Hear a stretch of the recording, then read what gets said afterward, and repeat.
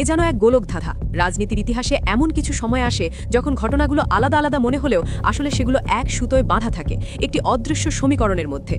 আজ বাংলাদেশের রাজনীতি ঠিক সেই জায়গায় দাঁড়িয়ে আছে যেখানে সামনে যা দেখা যাচ্ছে তার চেয়ে অনেক বেশি কিছু লুকিয়ে আছে পর্দার আড়ালে। রাজনীতির সবচেয়ে বিপজ্জনক মুহূর্ত কখন আসে জানেন? যখন ক্ষমতায় থাকা মানুষরা মনে করে সবকিছু তাদের নিয়ন্ত্রণে আছে। ইতিহাস বারবার দেখিয়েছে পতনের ঠিক আগের সময়টাতেই শাসকরা সবচেয়ে বেশি আত্মবিশ্বাসী থাকে। আর আজ বাংলাদেশের রাজনীতি সেই বিপজ্জনক আত্মবিশ্বাসের মধ্য দিয়েই এগোচ্ছে, নীরবে, ধীরে, কিন্তু খুব হিসাব করে। ত্রয়োদশ জাতীয় সংসদ নির্বাচনের পর দৃশ্যটা বাইরে থেকে একেবারেই স্বাভাবিক মনে হচ্ছে। সরকার গঠন হয়েছে, শপথ হয়েছে, মন্ত্রণালয় বণ্টন হয়েছে। কিন্তু প্রশ্নটা হচ্ছে, এই অতিরিক্ত মসৃণতা কি সত্যিই স্বাভাবিক, নাকি এটাই সবচেয়ে বড় অস্বাভাবিকতা? কারণ রাজনীতিতে যখন সবকিছু খুব সহজে হয়ে যায় তখন বুঝতে হবে পর্দার আড়ালে অনেক কিছু আগে থেকেই ঠিক করা ছিল। একটু থামুন, ঘটনাগুলো একসাথে সাজিয়ে দেখুন। নির্বাচনের আগে গণভোট, যেখানে বিপুল সংখ্যক মানুষ রাষ্ট্র সংস্কারের পক্ষে মত দিয়েছে।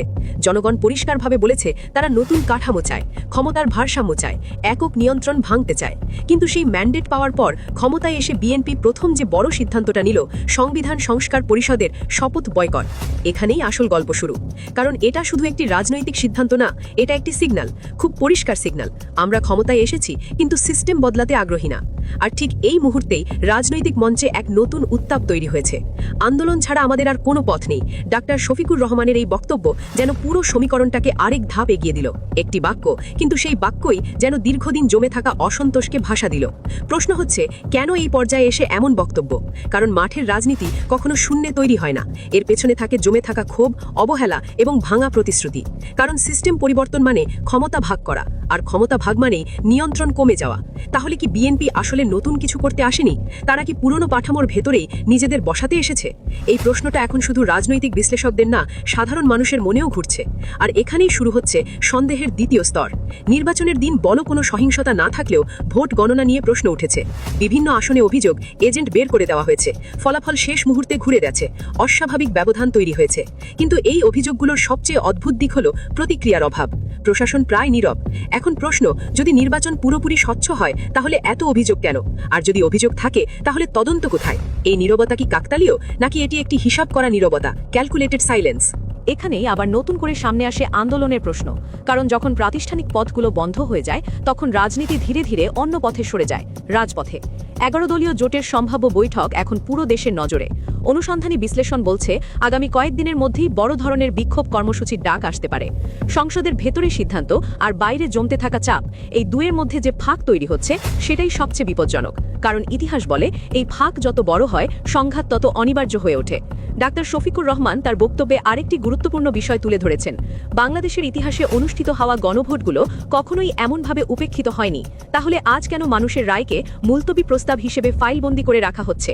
এই প্রশ্নটাই এখন সবচেয়ে অস্বস্তিকর। কারণ এটি শুধু একটি রাজনৈতিক সিদ্ধান্ত না, এটি জনগণের ইচ্ছার সঙ্গে সরাসরি সংঘর্ষ। যখন একটি সরকার জনগণের ভোট নিয়ে ক্ষমতায় আসে কিন্তু সেই জনগণের আকাঙ্ক্ষাকেই উপেক্ষা করে, তখন সেই সরকারের বৈধতা নিয়ে প্রশ্ন ওঠা স্বাভাবিক। আর এই প্রশ্নই এখন ধীরে ধীরে ছড়িয়ে পড়ছে মাঠে, সোশ্যাল মিডিয়ায়, সাধারণ মানুষের আলোচনায়। রাজনৈতিক মহলের একটা অংশ বলছে এটা শুধু নির্বাচন না, এটা একটি ম্যানেজড ট্রানজিশন। মানে ক্ষমতা বদলেছে কিন্তু নিয়ন্ত্রণ কি একই জায়গায় রয়ে গেছে? এই প্রশ্নটা এখন সবচেয়ে গুরুত্বপূর্ণ। কারণ যদি নিয়ন্ত্রণ একই জায়গায় থাকে তাহলে সরকার বদলালেও সিস্টেম বদলায় না। আর যদি সিস্টেম না বদলায় তাহলে জনগণের ভোটের আসল মূল্য কতটুকু থাকে? এই প্রশ্নের উত্তরই ঠিক করে দেবে আগামী দিনের রাজনীতি সংসদের ভেতরে থাকবে নাকি পুরোপুরি নেমে যাবে রাজপথে। এখন আসি সবচেয়ে স্পর্শকাতর এবং বিতর্কিত অধ্যায়ে, ভারত ফ্যাক্টর। কেন হঠাৎ করে এই আলোচনা সামনে আসছে যে তারিক রহমান এবং ভারতের মধ্যে কোনো নীরব বোঝাপড়া হয়েছে? এটা কি শুধুই গুজব, নাকি এর পেছনে বাস্তব কোনো ভিত্তি আছে? কারণ এই অঞ্চলের রাজনীতির ইতিহাস বলে বড় পরিবর্তন কখনোই একা ঘটে না, সবসময় এর পেছনে থাকে আঞ্চলিক শক্তির প্রভাব। আর ঠিক এই জায়গাতেই সন্দেহ আরও গভীর হয়। কারণ একদিকে যখন সংবিধান সংস্কারের মতো একটি গুরুত্বপূর্ণ ইস্যু স্থগিত রাখা হচ্ছে, অন্যদিকে মাঠের রাজনীতিতে এক ধরনের অদ্ভুত পুনরুজ্জীবন দেখা যাচ্ছে। নির্বাচনের পরপরই দেশের বিভিন্ন জায়গায় আবারও আওয়ামী লীগের কার্যক্রম চোখে পড়ছে। অফিস খুলছে, নেতাকর্মীরা সক্রিয় হচ্ছে। প্রশ্ন হচ্ছে, এটা কি স্বতঃস্ফূর্ত, নাকি এর পেছনে কোনো অদৃশ্য অনুমতি কাজ করছে? কারণ রাজনৈতিক বাস্তবতা খুব কঠিন। কোনো দল এত দ্রুত আবার সক্রিয় হয়ে উঠতে পারে না যদি না তারা কোনো ধরনের সিগন্যাল পায়। আর এই সন্দেহের ভেতরেই ধীরে ধীরে তৈরি হচ্ছে আরও বড় একটি প্রশ্ন। শেখ হাসিনাকে কি ফিরিয়ে আনার কোনো আলোচনা চলছে? শুনতে অস্বাভাবিক লাগতে পারে, কিন্তু রাজনীতিতে অনেক সময় অসম্ভব জিনিসই বাস্তব হয়ে ওঠে। কারণ সবচেয়ে কার্যকর কৌশল হলো প্রতিপক্ষকে ধ্বংস করা না, বরং তাকে নিয়ন্ত্রণে রাখা। একটি সম্পূর্ণ অনুপস্থিত প্রতিপক্ষ আন্তর্জাতিক চাপ তৈরি করে, কিন্তু একটি নিয়ন্ত্রিত প্রতিপক্ষ যাকে দরকার অনুযায়ী সামনে বা পেছনে রাখা যায়, এটা অনেক বেশি কার্যকর। তাহলে কি সেই মডেলই তৈরি হচ্ছে? তারেক রহমান কি বুঝে গেছেন একক ক্ষমতা ঝুঁকিপূর্ণ, তাই একটি ম্যানেজেবল অপোজিশন দরকার? যদি সেটাই হয়, তাহলে এটি শুধু একটি রাজনৈতিক সিদ্ধান্ত না, এটি একটি সুপরিকল্পিত স্ট্র্যাটেজি। কিন্তু রাজনীতির এই উচ্চ পর্যায়ের কৌশলে ঠিক উল্টো চিত্র দেখা যাচ্ছে মাঠে। কারণ রাজপথে ইতিমধ্যেই চাপ তৈরি হতে শুরু করেছে। আন্দোলন ছাড়া আমাদের আর কোনো পথ নেই, এই ঘোষণার পর থেকে রাজনৈতিক অঙ্গনে এক ধরনের অদৃশ্য কাউন্টডাউন শুরু হয়েছে।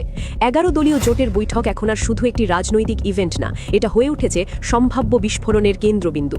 বিশ্লেষকরা বলছেন খুব দ্রুতই দেশের প্রধান প্রধান শহরে বিক্ষোভ ছড়িয়ে পড়তে পারে। আর যদি সেটা ঘটে, তাহলে রাজনীতির নিয়ন্ত্রণ আর সংসদের ভেতরে থাকবে না, পুরোপুরি চলে যাবে রাজপথে। এখানেই সবচেয়ে বড় সংঘর্ষের আশঙ্কা। সংসদ বনাম রাজপথ। একদিকে সরকার, যারা বলছে সবকিছু নিয়ম অনুযায়ী চলছে, অন্যদিকে বিরোধী শক্তি, যারা বলছে জনগণের কণ্ঠকে দমন করা হচ্ছে।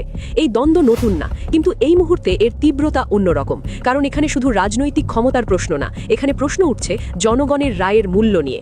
ডক্টর শফিকুর রহমান যেটা বলেছিলেন, এটা কোনো ব্যক্তি বা দলের দাবি না, এটা 17 কোটি মানুষের অস্তিত্বের লড়াই। এই বক্তব্যটাই এখন রাজনীতির কেন্দ্রবিন্দুতে চলে এসেছে, এবং এই বক্তব্যের ভেতরে লুকিয়ে আছে একটি গভীর বার্তা। যখন মানুষ মনে করে তাদের কণ্ঠ উপেক্ষিত হচ্ছে, তখন তারা বিকল্প পথ খোঁজে, আর সেই বিকল্প পথই হলো আন্দোলন। এখন প্রশ্ন, এই আন্দোলন কতটা বড় হবে? এটা কি সীমিত থাকবে কিছু বিক্ষোভে, নাকি এটি ধীরে ধীরে একটি জাতীয় আন্দোলনে রূপ নেবে? বাংলাদেশের ইতিহাস খুব পরিষ্কার। যখন মানুষের ভেতরে জমে থাকা ক্ষোভ একবার বিস্ফোরিত হয়, তখন সেটাকে থামানো খুব কঠিন। আর সেই বাস্তবতাই এখন ধীরে ধীরে সামনে আসছে। জামায়াতে ইসলামী এবং এনসিপি ইতিমধ্যেই স্পষ্ট অবস্থান নিয়েছে। সংস্কার ছাড়া এই সংসদ গ্রহণযোগ্য না। তারা রাজপথে নামার প্রস্তুতি নিচ্ছে। এখন পুরো পরিস্থিতি দাঁড়িয়ে আছে এক অদ্ভুত টানাপোড়েনে। একদিকে কৌশল, সমঝোতা, নীরব বোঝাপড়া, অন্যদিকে ক্ষোভ, প্রতিরোধ এবং আসন্ন আন্দোলনের আভাস। এই দুই শক্তি যখন মুখোমুখি দাঁড়ায়, তখন ইতিহাস সাধারণত একটা দিকেই যায়, সংঘাতের দিকে।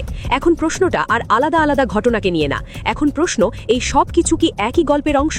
সংস্কার, বয়কট, নির্বাচন নিয়ে প্রশ্ন, প্রশাসনের নীরবতা, গোপন বোঝাপড়ার গুঞ্জন, আর এর পাশাপাশি রাজপথে জমতে থাকা আন্দোলনের আগুন, এই সব কিছু কি কাকতালীয়, নাকি এগুলো একসাথে মিলে তৈরি করছে একটি বড় রাজনৈতিক সমীকরণ? কারণ যখন ঘটনাগুলোকে আলাদা করে দেখা হয়, তখন সবকিছু স্বাভাবিক মনে হয়, কিন্তু যখন একসাথে জোড়া লাগানো হয়, তখন ছবিটা বদলে যায়। আর সেই বদলে যাওয়া ছবিটাই এখন সবচেয়ে ভয়ের। সবচেয়ে বড় পরিবর্তনটা এখন কোথায় হচ্ছে জানেন? মানুষের মনে। মানুষ আশা করেছিল একটি নতুন শুরু হবে, একটি ভিন্ন রাজনীতি আসবে, একটি কাঠামোগত পরিবর্তন দেখা যাবে। কিন্তু এখন তারা যা দেখছে তা হলো পুরনো খেলা নতুন নামে। আর এখানেই তৈরি হচ্ছে সবচেয়ে বড় সংকট। কারণ যখন মানুষের আশা ভেঙে যায়, তখন তারা চুপ থাকে না, তারা প্রশ্ন করে, তারা প্রতিরোধ করে, প্রয়োজনে তারা রাস্তায় নামে। জুলাইয়ের অভিজ্ঞতা এখনও তাজা।